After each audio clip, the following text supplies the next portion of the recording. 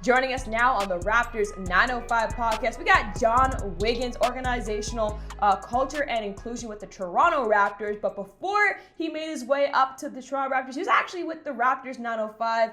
And John, you helped bring this franchise to development. But just before we get in, I want to ask, how are you doing? How's the sun where you are? First, thanks for having me on. Appreciate it. It's great to see us kind of get this kind of medium and platform for 905 to talk. You don't really want to know how the sun is down here, but since you asked, it's great. We're outside every day we can be. I just had breakfast by the water with my main man, Bill Bevan, as part of our little breakfast club that we've got going on. It's great. Yeah, it is great. It helps your energy. It helps your vibe every single day to just know you can take in a little extra vitamin D. So yeah, it's good. Bring some of that sunshine home, will you? We'll swap the rain out for the sunshine. How has your time been down there? How are you sort of managing mentally, physically? We're going to get into your new role or your not so new role anymore, but how are you just as John Wiggins? Forget the other titles and tags. How's the man doing? Yeah, I'm doing well. I won't lie. It's been good. For me, I've actually been going back and forth, right? So I've been doing 4 weeks on, 4 weeks off, both in between Toronto and Tampa. So that breaks up the monotony a little bit. It's good to be home as well, and really just when I need to get some work done, just be able to kind of chill out and do that. But it's also good to get away from the lockdown and come down here. And the most important part is just engage with the staff and the players. Obviously, I'm one of the rookies, kind of, sort of, on the team this year. So getting to know people and being familiar with them. You don't want to be away too long and then come back. So for me, it's been good just because I like to switch things up a little bit. I don't like monotony too much. So to be able to get out of town both ways and change it up a little bit has been good for me, especially during these times. So take us then through. I mean, listen, you're one of the godfathers of the 905. Like, you literally helped make this happen. We are here in part because of you. Tell people about that. Tell us about that journey and how that all came about. Uh, Special, unique opportunity. It's kind of how I look at it, how I've always looked at it. To be able to start something new at that capacity and at that level with that level of importance and impact. It's probably one of the more prouder moments in my career, to be honest.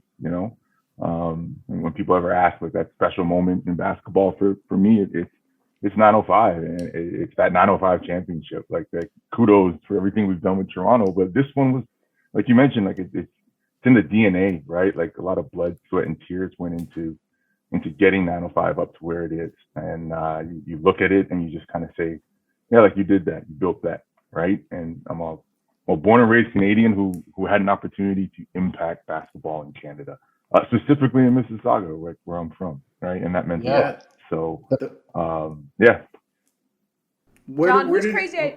Go ahead. I was good. Whose crazy idea was it to bring a G League franchise to Toronto? Ultimately.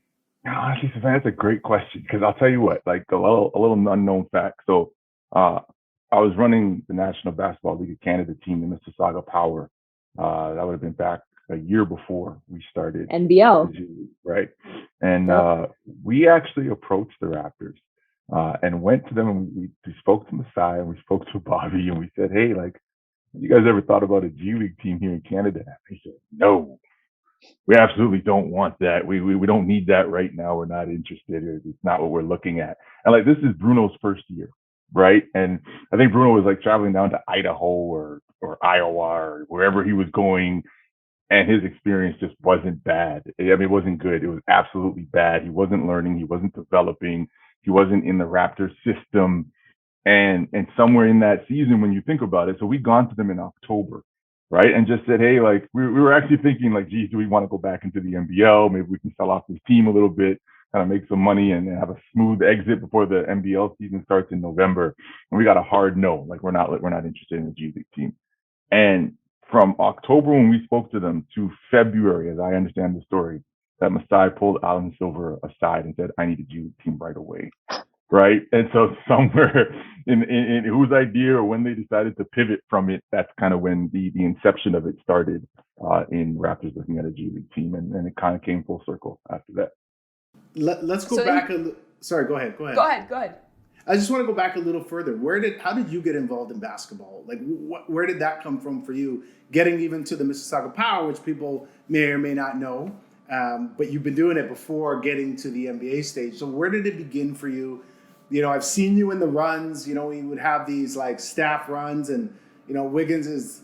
Well, I'll tell you, he's got some post game. He doesn't shoot it all that well, but you know, whatever. He's not perfect, but where did it start? Like, talk about basketball and its impact, because obviously you're making a tremendous impact now. Where did it begin for you?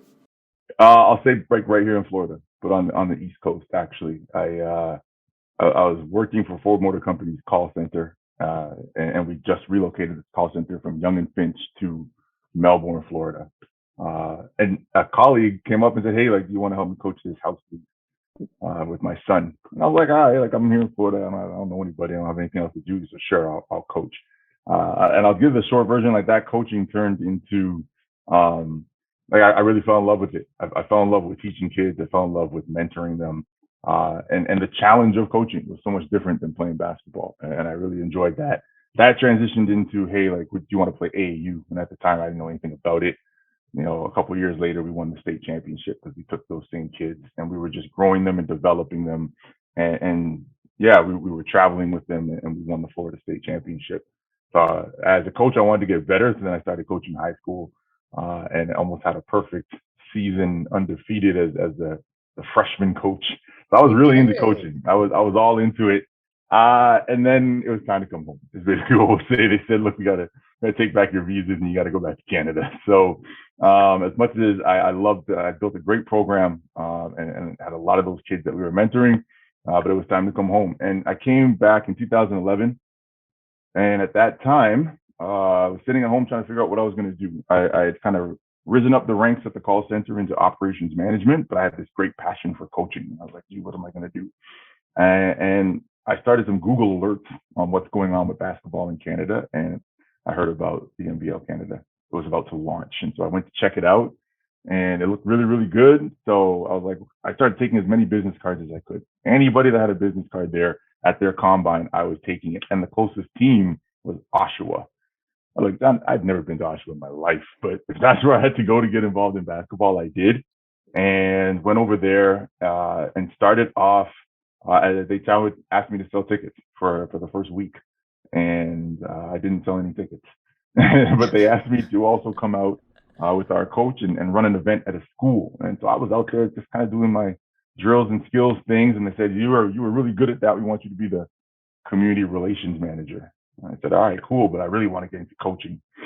Again, it's a long story, but I'll say I ran the combine and I ran the tryout and I ran training camp for our coach at the time with the Power. And he said, "Why don't you come on as an assistant coach?" And at the same time, they wanted me to continue doing community relations. So I said, great. So I was doing that for the season. And one day I got a call and they said, "Hey, like, we were told to speak to you because you're the director of operations for the team." I said, "Yes, I am." Nice. Right? I said, "Yes, I am." Just say yes. Yes, yeah. It's a small operation. So I think I was putting in a lot of time with the team, both on and off the court. And that's kind of the quick rise in the ranks. But it felt comfortable because, again, I had the operations experience, right, working in management. And then I had the kind of the basketball experience. So after our second season there, we realized Oshawa is just not picking up basketball. They are a diehard hockey town, and we weren't going to be successful. So I said to our ownership group, let's move it over to Mississauga. We knew that at the time with Wiggins and Bennett and Corey and Stauskas and Nicholson and all the other people that were coming out of the West End of Toronto, we understood that the West End was a stronger market for it. So we moved it to Mississauga and we ran it for 2 years out there. And like I said, that's kind of when Cy and team came calling and wanted to take a look at us. Yeah, not to mention like Tristan Thompson and like everybody coming just out of Brampton too, Tyler Ennis. So like, yeah, you guys kind of hit the right time at the right spot there, made the move. So, it's interesting listening to your journey because you go from Florida and like pretty much not knowing that much from the AAU circuit to here you are with the Toronto Raptors now. It's crazy the career growth that you've had.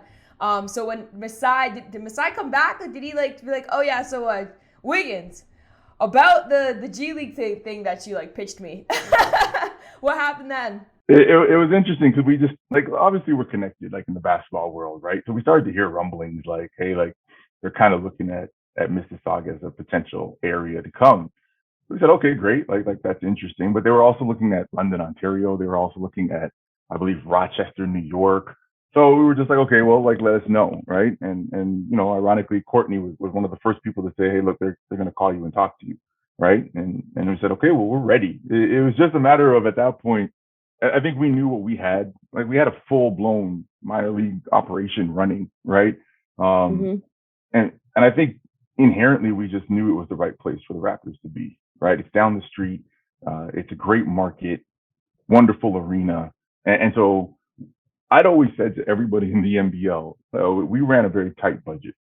that's, that's definitely our motto or our mantra. If anybody wanted to know, like if you came over to the Power, you weren't getting paid, and we didn't have a lot, but you know we would work really hard and we take care of you as best we could. But I would always say to them, man, if we ever get money, like this thing is a wrap because we knew what we were doing, right? We had a lot of success with what we were doing, and we knew what we were doing. So if we got the resources, we would have been the most dominant team in the league. And now here comes the Raptor brand, right? Like it was, so for me, it was, well, this is a match made in heaven. If you guys slap kind of the black and red on this, then it'll absolutely take off. And I think we saw it do that with 905 right away. So yeah, they did. I remember getting the call, and we had, I want to say, maybe 3.5 days where they said Masai, Bobby, Dan, at the time, Malcolm, the president of the G League, and the vice president of the G League, we're going to come and check out one of our games and get a tour of the facility. And I went into to like go mode because the arena had to be full. But I'm not gonna lie, like our arena never had like maybe 500-600 fans. Like we never had people in the arena. I literally went door to door, like in that area, and just started plugging tickets into people's pockets, into schools, kids at the playground. That I mean, probably now that I probably shouldn't have approached them. We needed people in the arena because it had to look good. And yeah, we probably got about 1,800 fans in the arena, which is a big win for the Power back in the day. But it looked great. And then the rest of it was selling the facility, the practice facility, the relationship with the city. All of that to me was easy. But when they could see it, when they could actually see what it was going to be, we all sat up in a suite and we looked over everything. And I knew right then like it was a go. I absolutely knew it at that point. And that was March. That was like March 26th, something like that, 2015. And then we launched in July, June 30th. We had the press conference. So yeah. So two questions for you. One, what was your happy dance? Do you want to show us what that was? And two, the second one's not really a question. It's more of a comment, I guess. You know, and I'm a big believer in this. I think this is a lesson one could pull out of this already is that you use, and I talk about this for coaches, but you use your sort of outside experience, your operations experience in a completely different field and merged it with, you know, your coaching and so on. And it wasn't in isolation, and that's helped you be successful. I bring up that point because oftentimes, you know, people think about jobs or coaching or, you know, sport in isolation, and they don't think about all the other skills that they've acquired that they can bring with them, right? And that's what you did, is you were able to take everything with you. You didn't leave any experience behind, and you added it to, you know, to being the sort of full individual and professional you are now. So hats off. I don't wear hats, but hats off to you. So my question though for you now is, as you start this like opening night, you know, everything's red and, you know, black and white, no longer white and black, sort of Brooklyn colors to, you know, the Mississauga colors to the Raptors colors. What's that opening night feeling like? How are you feeling at that point? And well, I'll say part B.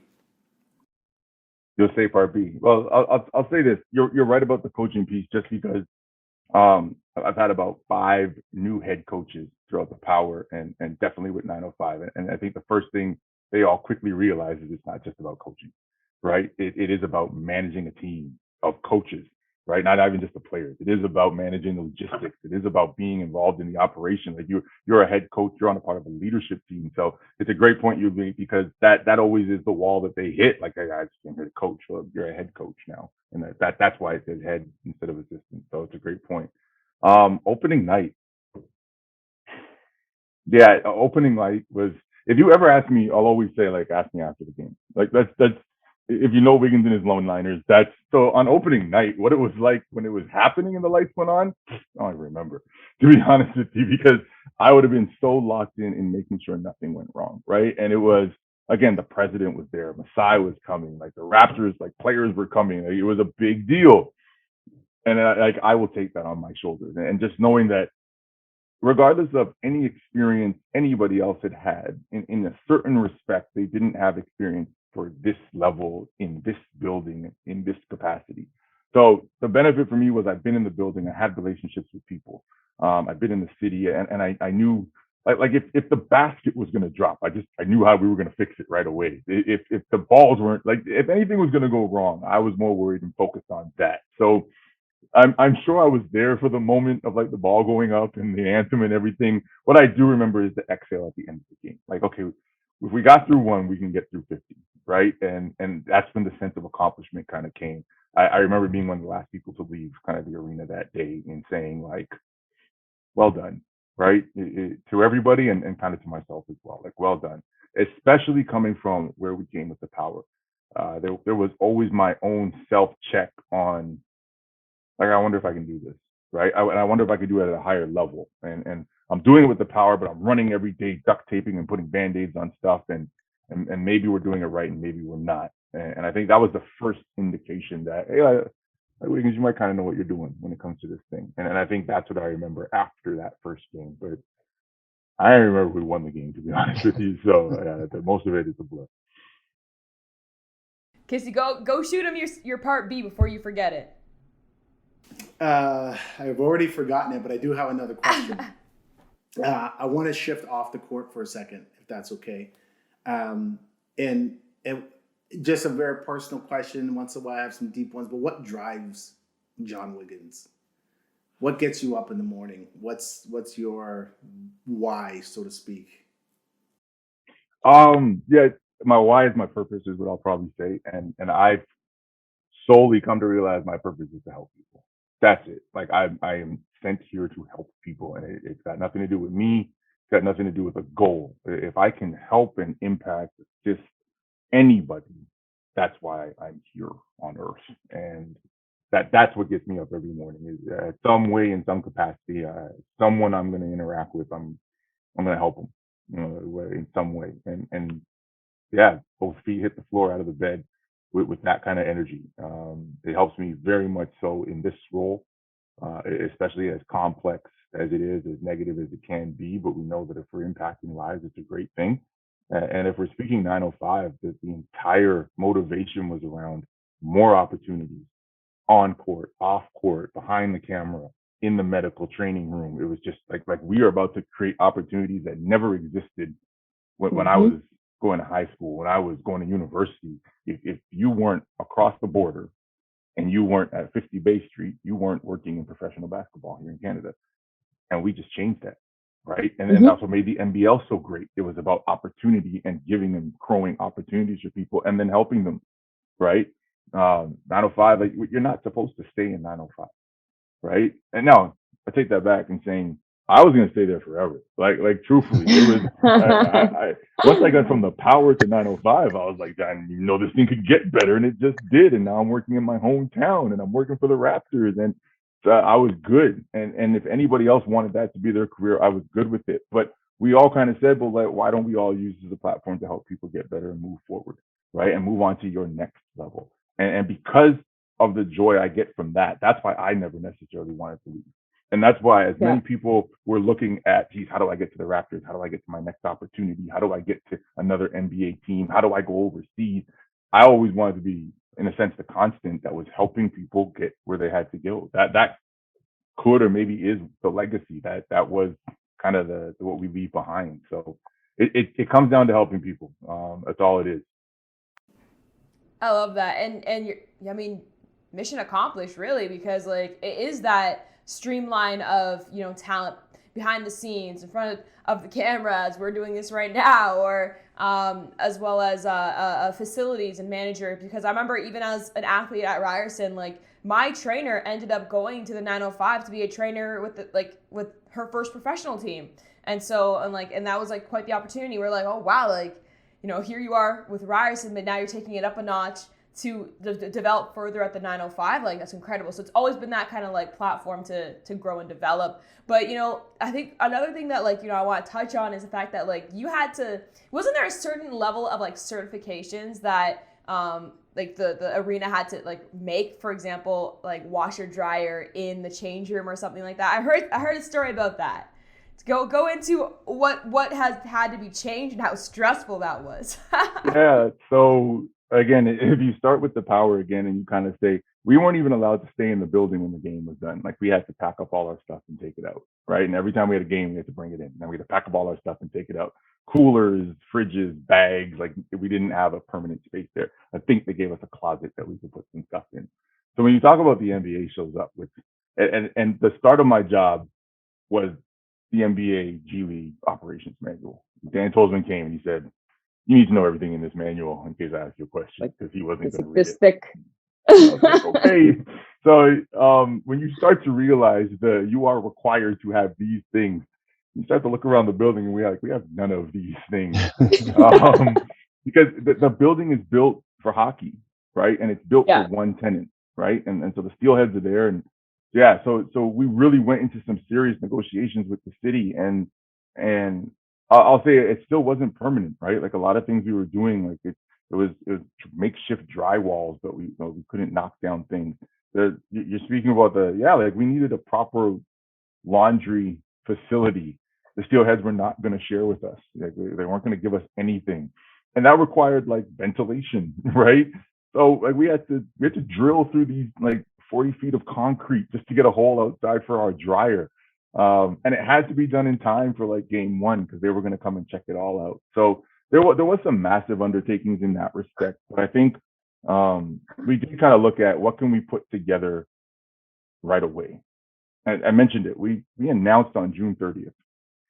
I didn't get hired till August 1st. The season starting November 3rd. Like we literally had 60 days, maybe like 90 days to turn this thing around. So a lot of it wasn't, okay, well, let's sit down and plan what we want to do with the building. It was, no, what can we get done tomorrow? And like, we had a nail and a hammer so we can start mailing things. And then we always figured, okay, what we can piece together in best fashion, then we'll kind of move forward and see where we go from then. So it was like, you know, we went into the locker room and we were like, you know what, like, we don't need all these lockers. This is enough lockers for a hockey team. Like, we only need 10. So let's pull some of those down and create a training room, right? Because we don't have a training room. Like, how are we going to take care of these guys? And, you know, there's like, we don't have ice tubs, like, or in the ground, like ice baths. So we had to get the old ones that people climb inside. But then where was it going to drain? Because the water doesn't drain anywhere. So we had to run a hose just to get it into the shower. We had to recreate the shower and redo the floor because it was just gross. It was just, imagine like 20 years of hockey being in there and no one really cleaned it because it was the visiting team's locker room. So nobody really cared how it looked. We had to retile the floor. So yeah, there's some serious renovations. Shout out to my man Costa for coming in and getting everything done in like 5 days that we needed to get done. Some renovations definitely took place there.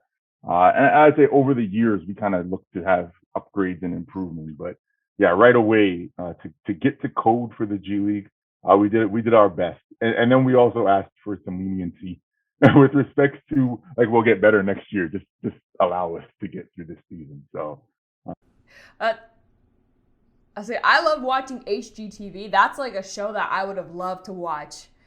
How to rebuild an arena inside out to G League code. Yeah. Yeah. You made some promises to the G League and you delivered. 5 years later, being basically the what's the term? It would be like the poster child, right, of G League franchises without a head start. Like that's a comeback. That's a come from behind victory, if I've ever seen one. A year ago, we enter the biggest social justice movement of our time, right? And I say our time as we're all relatively young, relatively asterisks. Um, Tell us and I know, but sort of your immediate feelings, impacts, thoughts, both as an individual and then as part of the organization, because you were one of the people, again, I put out there, and hopefully it's okay to say this, but I'm going to say it anyway, that challenged the Raptors organization to do better, to be better, to do more. And I'm putting that out there because I heard it firsthand. I was there when you were doing it. So I can say that you are one of the people that challenged MLSE and the Raptors in particular to make sure that the conversation never stopped, to make sure that we were doing as much as possible to advance the awareness, the education, and more importantly, the action items associated to it. Take us through that journey from VP Wiggins' perspective, or prior to VP Wiggins. Yeah, talk about a moment, right? It starts with everything that was happening and the videos that we saw, the murders that were happening, and it got really heavy. I will admit, originally I was entirely kind of desensitized to it. There it is. There's another one, so you just kind of move forward. No, Ahmaud Arbery died. Okay, yeah, that happened. So, okay, George Floyd died. Like, okay, that happened, truthfully. And it wasn't until like 2 or 3 days later, I kind of was checking my Instagram, which I don't check very often. I was like, this is really catching kind of the momentum. And I hadn't watched the video, right? So I watched the video, and it hit hard, very hard. And I got angry, but I don't stay in that emotion very long. And it immediately went. I'm a very action-oriented person, and immediately went to what can I do? So what a lot of people don't know is that night I had my Jerry Maguire moment, and I sent an email to MLSC's chief resource officer and our CEO, and it just said, "I know I have a platform." That's kind of what it was. I have a platform, and how do I use my platform? Knowing that I work for the Toronto Raptors and I work for MLSC, right? And it just felt like, yeah, like we can do more. So I wrote my memo at 3 a.m. to them. But I capped it by saying I want to be a part of it. I want to help lead the change, right? Like, I'm not just pointing the finger and saying you guys need to do something different. Like, allow me to be a part of it.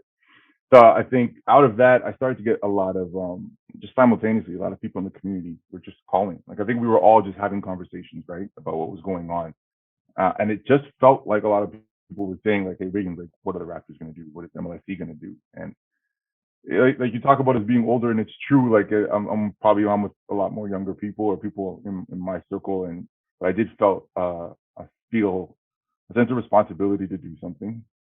And then so Raptors called the town hall, and they said, "Let's talk. Let's see how everyone's doing." And it was great because Masai said, like, this has to stop. We need to stop the cycle. I promise you, like, this will not continue. We will allow this conversation to go forward. And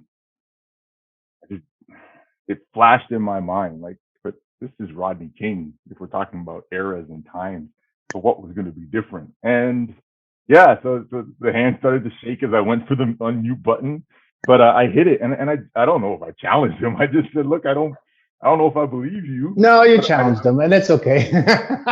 It's okay. Look, and I said, I'm gonna hold us accountable. Maybe I said I'm gonna hold you accountable. I don't remember, but I just wanted the conversation to continue. And my fear was, this was months away. Like, we knew we were going to the bubble, right? And basketball was coming back, so everyone's attention would shift. We would go back to playing basketball, and I just said, look, like we can't do that. We can't go back to playing basketball.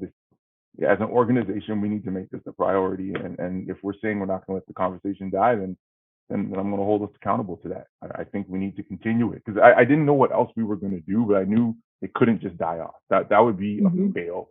To see that happen to George Floyd and then everyone went back to their day jobs the next week, that would be a fail. So thanks for putting that out there. Appreciate that, Charles. Hard-hitting questions.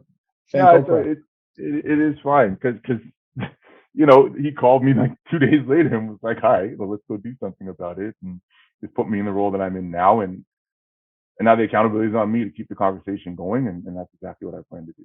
So, well, I like that. Talk about that. Sorry, go ahead. Go ahead. No, go ahead, Charles. Well, I was just going to say, talk about that role. And let me say before that, the accountability is on all of us. But talk about your role, your current role. How has that been? What are some of the small victories? Let's go positive. Small victories. What are some of the things that you've sort of experienced in your first 6 months, I guess, right? Yeah, no, and it is on all of us. You're right. I control what I can control is why I say it's on me, right? And I've been given this role. I've been given this platform, right? And so that's where I say the accountability is on me. Plenty of small victories. Especially just me getting in the role, right? Like to know that the organization puts that kind of intentional focus on equity, diversity, and inclusion, and has somebody ready and prepared to kind of address social justice. I think is a small victory for the organization. We've had an opportunity to do just an assessment of the Raptors first, right? That makes sure our house is in order before we go telling other people what they should or shouldn't be doing. And the victory in seeing the results that came back, where we had a third party consultant come and take a complete analysis of the Raptors and seeing how diverse we aren't, how inclusive we are not, and all of the opportunities on how we can move forward.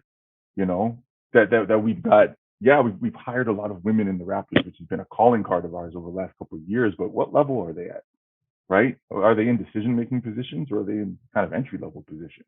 How diverse are the women that are in the Raptors when you look at them, right? So the win for me in that is getting that information, that demographic, those details that never existed before. So at a very surface level, you look at this and you say, man, the Raptors are so diverse.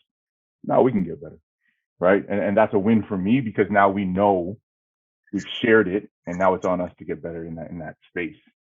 Can I go with that to say I'll give you another win is the fact that you guys put it out there. You put it out. And when you put it out there, and I say this to people in the other end of my life too, is that the putting it out there allows others to hold you accountable, right?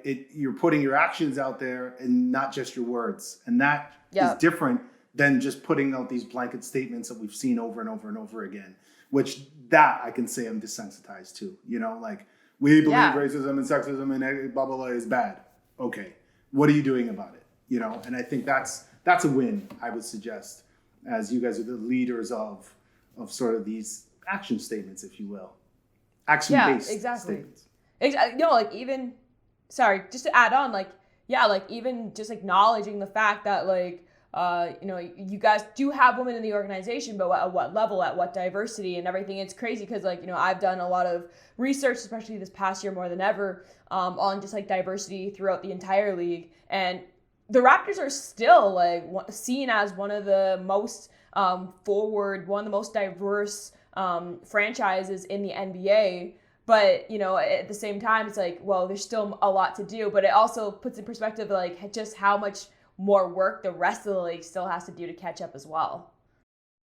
Yeah, you're absolutely right. And I think that was, like I said, I'm an action-oriented person, but I had to learn it and understand and get a feel for the organization. Like I mentioned, going back and forth is really, really helpful. I can't do the job from Toronto necessarily while the whole team's here in Tampa.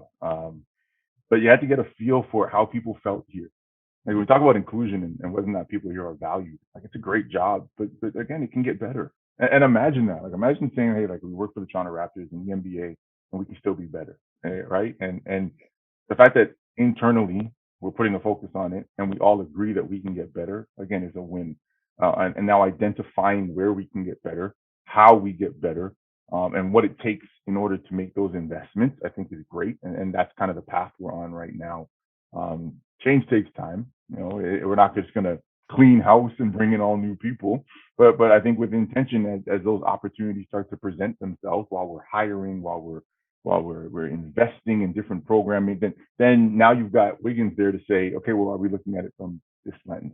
And are you realizing that the way we've been doing things might need to be done a little differently, right? Because if we keep down the same path and we keep the same selection process and we keep the same recruiting process, we're going to keep getting the same people. But we realize we need different people. So we probably need to start talking to different people and going to different outlets and communicating. And even the way we assess and review needs to be considered differently. What I love is our whole organization is open to it. It still takes a little bit of time to change things around and and alter. You'll be surprised when it comes to your desk and you've got to then do something. Then all of a sudden it's a little different, right? Versus, yeah, like we should do that. Okay, so let's talk about our scouting room. Who's in the scouting room? Who's in the draft interview room when we bring in these young 18, 19-year-olds? Who do they see on screen on Zoom? They're like these are kind of the things around the pandemic that have been so great, right? Because you kind of don't notice it when you're in the room, but when you get the Brady Bunch 9, 10, 15 person Yeah. square on Zoom and you can see every face, if that's not reflective of how diverse the Toronto Raptors are, don't we need to change those faces around a little bit? And entirely from a competitive advantage standpoint, like wouldn't someone want to go there and see people that they would want to work with, as opposed to seeing a bunch of people that just all look the same, right? So that's just one example, not calling anything out, but everybody here is on board with, yeah, we probably can do some things a little different. So that is really good. And it comes down to hiring the best person, but people would be surprised. Like a lot of time, the best like candidate, I mean, they come from diverse backgrounds too. And I believe that like when you have a diverse organization, you kind of cover your blind spots, like in a sense, like, oh, we missed that, but no, like because this person found it, like this person acknowledges it, or this directly relates to this person's, whether it's heritage, background, or just perspective. You kind of cover yourself in many different ways. And a lot of people don't know there's actually research that backs, like the more diverse your organization is, typically the more successful it is. And even in a recent interview with Mark Tatum, he even addressed, like, when you have a woman in the front office, a person of color as your GM, and a president, like, you're going to win a championship. That was actually one of his quotes that he had in a recent article. So success typically follows diversity as well. No, it absolutely does. I've been taking a couple of courses and reading a few different things, and you'll see it. Like it actually, you see more revenue and profits. You see more success in terms of your operation excellence. And most importantly, like you said, it takes away blind spots and it opens up different conversations. And that just allows not only in your decision making to be more diverse, but allows other people to feel more valued. And that is the competitive advantage that you're giving yourself when you're more diverse and inclusive. That's what we're looking for. And that was key for me because I still wanted to contribute to the success of the team, right? Like I didn't, not to say that it's not important, but it's like, but I still want to be able to look and say, because we did these things, whether it's, second or third kind of tier or degree off, I know that setting our organization up for success in its best way allows everybody else to function better and allows us to win championships. That when that clicked, when that was taught to me in the lessons I was learning, that changed everything for me for sure. Yeah, absolutely. And so what change have you seen this past year, whether internally or externally, of MLSE or the Toronto Raptors since being in your role? Because you're approaching the year mark now. Thanks for you're reminding me. You're right, and it's been a quick year in an interesting time. The change has been, I would say, open eyes and ears. People are listening more. People are taking a bit more of a self evaluation and seeing where they can get better. From an action standpoint, we're doing more than we've ever done before, right? Like we talked about wins and celebrating Black History Month at MLSE for the first time in, I don't know, forever is a win, right? Yeah. And it's unfortunate that it needs to be a win, but we'll call it one of the small wins, right? Like we've never done that before, and we've never celebrated it at that level before. So that was extremely satisfying to see us do that, right? Let's shout out the all women's broadcast for a second, because that for me right now is kind of the number one thing that we've been able to accomplish, because that wasn't easy, right? And to align TSN and kind of their approach and stagnicity around here's how we are successful as a network by doing these things for the last 25 years, to come in and say, well, we're going to do it differently, and take a hard stance in saying we need you to partner with us to have taking a different approach. And they did. They were very open to it. And I'm not saying there was a challenge in resistance. There was just a challenge in and getting them to see and appreciate that this will be successful, right? There was just an Yep. apprehension. It wasn't a resistance, but there was an apprehension from them on, like, is it now? Are we going to do this right away? Maybe we look at this for next season. And the point is, no, we're doing this now, Yeah. right? Like, we're doing this next month. Yep. And we saw how great it was. We saw how successful it was. But I think that's a testament to everybody coming together. Really, Michael Gelfin, Rebecca Ross, everybody coming together and saying, how do we make this happen? Right? Not Mhm. should we, could we, but how do we make this happen? And I think that would not have been met with the same level of acceptance a year ago. It would not be with the same openness a year ago. And so when we talk about quick wins, that's a huge one for us for sure. Yeah. So let's get to the 905. Let's get back to the 905 because you basically, that's the foundation, or one of the main foundations of your career, right? Like, you built that thing, you helped build it to where it is, being, again, the staple, the poster child of the G League and G League franchises. Two things. One, do you miss it at all? And two, I know you love your new job, blah, blah, blah, but do you miss being at the 905 and that sort of day-to-day? Because you mentored people there, you helped people there, you did so much. You were everything to all people, it felt like, so do you miss that element of it? And then where do you see the G League going and the 905, the G League, as you know, we now have the Ignite team and the team in Mexico officially being announced. Like, where do you see the G League in, let's say, 5 years, 10 years? Sure. It's a loaded question because I don't miss Totally. things. Like, I don't. Totally. I'm not a very emotional person, so I don't miss things. Like, I just, like, what's the point in missing something? But 905 is right here, like right here in my heart. Like, I've got Mhm. scars from breaking concrete. I've got my family suffered from the amount of hours that I was putting into the 905. But the 905 is not going anywhere. And the 905 is, like, down the street. I'll be coming to the games. Everybody knows you can call Wiggins if you need something. So do I miss it? I'll say, first off, I don't know. We didn't even really have a season, like, 905 wise, to miss it because it happened so quickly. So, like, I'm sure when I walk back in the arena and I see stripes and I see all our season seat holders and I'm sure there might be a little moment, but Mhm. He I'm not said gonna it. miss it. Wiggins' version of he'll miss it, by the way. Go Yeah. I'm just saying I will always appreciate it. But I guess, honestly, because it's always gonna be there and because I can always go back, like, quiet as it's kept. I told the city not to turn off my security pass. I can always just walk in. I won't miss it because I won't allow myself to be. I'll never disengage from 905. It just won't Yeah. happen. It's literally in my DNA, right? Like, I'm on calls talking about stuff. One of our challenges in 905 was to just try and include us in the conversation.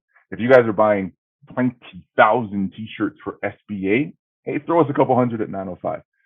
That's just ingrained in me, right? So I'm always mentioning Mhm. 905 when I'm talking about, okay, like, there's a project that we want to do. Let's say with social justice. Well, why can't we start it in 905? So it's too inherent in me to miss it because it will always be a part of me, I think, is my answer. The G League.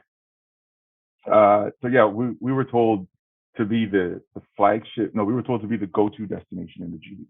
That was our what do you call it? Objective, Mantra? directive. Objective. That was our directive, right? Okay. That was it. They, like, Dan never spent an hour in a 905 office, right? Neither did Bobby, neither did Teresa. Masai doesn't even know where the offices are. The directive was, you guys take care of this, and if we need something, we'll call you. But we want you to be the go-to destination in the G League. And in 2 or 3 short years, we became the flagship team for the G League. We were the model, right? Then you start to think, okay, well, now that we've accomplished that, where is the league going? And the G League will be the second best league in the world. Mhm. Period. Mhm. The Players Association is coming. The salaries are going to go up. The quality of play will continue. The quality of operation, travel, experience for the players is only going to get better. And at that point, when you're talking about the future NBA talent coming through the G League, especially when you look at what Elite did, as soon as one of those kids gets drafted next month, that whole thing is Mhm. going to explode. And I spoke to Portia over at the G League, G League Elite is not a one team thing. She's got plans for that thing to expand it into multiple teams and maybe their own division. The G League will be the second best league in the world. And I think what 905 has to continue to do is prepare for that. Not prepare for next season, prepare for where the G League is going and start to implement everything we need to do to continue to be the best team in the league. So that people are going to want to continue to come to 905. We've already got the selling point, right? That you can come up, you can be in Canada, you can be down the street. The Raptors show and prove that they're the best development organization in the league. And you see the success that we have with players, whether they come to the Raptors or they go somewhere else. When you come through our system, you get better. Now circle that over to when you come and work for our system and you move into a front office somewhere else, you're ready and you're better. If we can continue that, then we'll be perfectly fine. But the G League, that's where it's going, and that's where we need to meet it. Absolutely. And I think without getting too far down the wormhole, the G League is going to be challenging potentially the NCAA in the way that it's structured, in the way that high school students, if we see it, we as you mentioned, we saw it with Ignite. Here are guys getting paid to play, and they can get drafted still. It's gonna be interesting. I'll leave that right there. Put a little bookmark right there because that's gonna be a big conversation for another time. But in the meantime, I wanted to also give you some credit and give you a little gloss because I remember like my first time going to the 905, kind of reporting on the home opener game. Was it like last year or 2 years ago now? I can't remember, the pandemic, whatever. And Wiggins was that guy that was like, he's so on top of it. Like he was buzzing around the entire place on his feet, nonstop moving. And then for some reason, like you somehow recognized that I needed a little break, and you actually like remember, hey, do you need water? Do you need get this woman some water? Hey, can we get some water down here? Like literally so on top of it. And so I want to like give you your flowers for everything you did with the 905 organization because it's truly amazing. And this is why like you set the foundation for the Raptors, for the 905 to get G League Franchise of the Year last year. So, and then look at all the success that they've had this year, right? We've seen like guys get called up. Alize Johnson now balling out with Brooklyn. So, it comes full circle. And I guess my question now would have to be, what has been the biggest growth you've seen on the court from the time you started to where it's at now? Yeah, so first off, and someone should have got you that water before I recognized it. And that's where our operation needed to get better, okay? It's all good. I didn't even know I would need If I'm water noticing it, then it's a problem. Shout out to my man, Jose. He was definitely making sure everybody was hydrated in the 905. The level of play, it just continues to get better in the G League. I think there was always some skepticism, right, around do I want to go down there and play? Am I going to get an opportunity, or do I go and get paid, right? And I think the league first rectified that by addressing the pay, but also addressing the quality, right? And all of a sudden it went from bus trips from Westchester to Erie to no, you have to fly. It went to players getting their own rooms.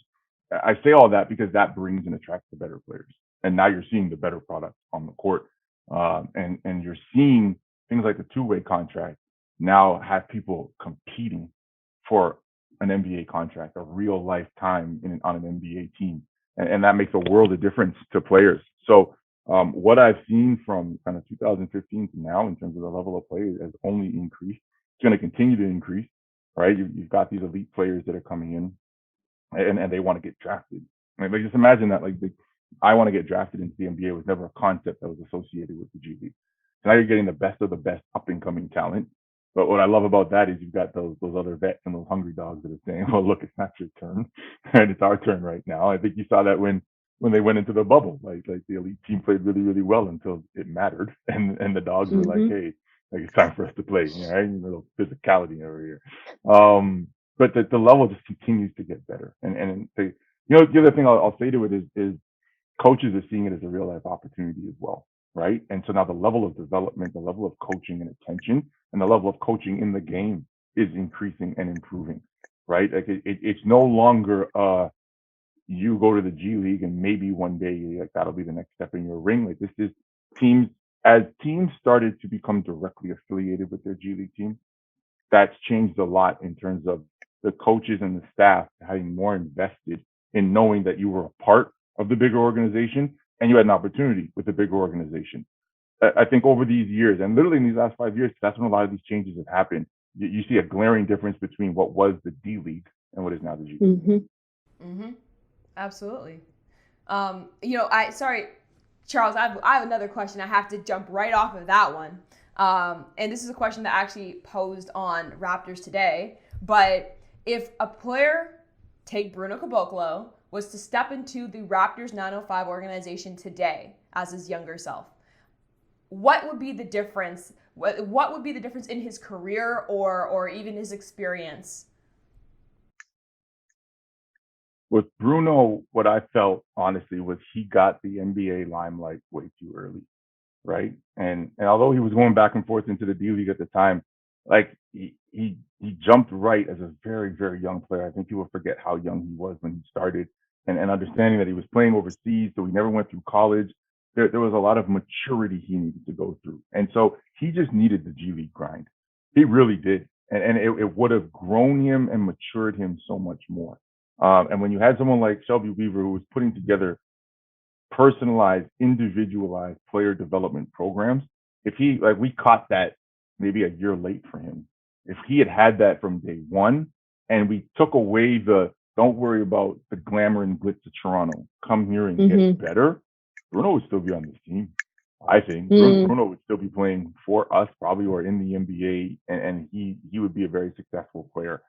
He just needed attention that he, again, even in that first year I was talking about when he was traveling, he just wasn't getting it, right? He wasn't getting the level of attention that he probably needed. And his growth and maturity really needed to kind of come together with that. All the flashes we saw with him on how great a talent he could be were always there, but he needed some specialized programming to help him out. So I think that would be the difference. I think we're much more wise to how we can develop a player individually in the G League system. I think we learned a lot more about how we can move players up and down and maximize their experience between the two teams, whether it's a 2-a-day practice or a 2-a-day game. We learned that over the years, but in those first 2 years, the first year was just trying to figure it out. Second year, we had a lot of success and won the championship. And so, more time with Bruno, or like you mentioned in your question, to catch him earlier in his development phase would have been huge. Yeah, I appreciate your input on that. Go ahead, Charles. No, I just have something, and again, I hate to bring this up, but Mr. Wiggins, I'm going to call you Mr. Wiggins because I'm going to bring this up. And this is really for anyone who, when this pandemic is over and we're out there and, you see John Wiggins at a restaurant, a lot of times people would, you see somebody, you send them a drink. What I'm suggesting you do is send him a plate of vegetables, because this man doesn't eat vegetables. And so so this is an intervention of sorts. I had to save it to the end. But if you see him out there, send him some broccoli, send him a bowl of salad, something to go with his steak and potatoes. So, since we're being open and honest, I just want to let the Raptor 905 Nation know that I started eating vegetables. Hey, talk about small victories. I started with 3. I started with broccoli, Brussels sprouts, and green peas. Okay. Woo! And then this past year for Lent, I kind of gave up starchy carbs for 40 days, and that made me have to eat a whole lot more vegetables. So I added peppers to the mix. Okay. Wow. Now, getting crazy. We're going to stop right there. Okay. Let's not get too crazy with things. Okay, folks. Like, so if you're sending over anything, don't send a salad, because I'm not going to eat it. And that's just a waste of your time and energy. And just so we all understand, the first time Kissy ever invited me over, he cooked me beef ribs. Okay. He didn't bring me any vegetables. He didn't roast any peppers on the barbecue. We had meat. And that's why we're good friends. Okay. So if he's going to talk about vegetables, just make sure that he backs up what he's saying. It was a planned intervention, and it just went awry. Well, I'm a stubborn man, so. Well, John, listen, I appreciate your time, and I think it was good for people to. I know you've been everywhere, but really good for to revisit the 905 crew. And I guess my last question is, what's your message to the fans and to all those that you built some of these great relationships with? You probably haven't been able to connect over this time. I know you've been busy. your time to share something with all of them. Sure. Thank you. I think for 905 specifically, I'll say, you know, it's going to be a challenge to reignite 905 when we come out of this pandemic, right? Like I think we had great momentum, but I just don't think everyone's going to jump back to it. And I think it's people have a responsibility to support. You know, we talk about local businesses, but support this local team, right? It's doing great things. It's amazing in terms of supporting the community and the people that they're investing in terms of basketball opportunities. So I just encourage people, like I've always said, you might not be able to get downtown, you might not want to go downtown, but down the street in Mississauga is a great option for you to enjoy some fan-friendly, really great basketball. And I'll always encourage people to look at the 905 as another option to enjoy Raptor basketball. So we're going to need your support, and saying that to everybody once the season kicks back up, to come back out into a safe environment that you can enjoy basketball. So I'll say that. But I'd be remiss in my role if I didn't just kind of say that the world has changed, right? And we've all got to kind of take a step forward. It requires a lot of empathy, is the one thing I've learned, and how you approach situations. But really, if everyone can just live, love, and learn as they move forward. We want to make this world a better place, not to kind of quote Michael Jackson or anyone else, but we want to make this world a better place. There's a lot going on every day, and it's tiring, it's negative. But if we can approach it with empathy and love, and continue to want to learn with each other and live with each other, then I think we'll be in a good place. So let's just move forward. COVID helped us see the world differently. So let's do that as we move forward. Amazing. Well, thank you for your time, Mr. Wiggins, as Charles Kissy refers. I'm just saying John Wiggins. Only called him that 3 times, never again. Come on now. That doesn't feel natural coming out of my mouth, Mr. Wiggins. This is John Wiggins. Thank you so much for your time, and we hope to have you back on again soon. I appreciate you guys. Yeah, Kissy, we'll catch up. Savanna, spoiler alert, is going to be doing an amazing interview pretty soon. I'm not going to say anything about what it is, but you guys will see soon. So make sure you guys are following Savanna, because she is a rising bright star for us in this industry, and she does great work. And Charles is okay too. So, you guys. We'll talk to you guys soon.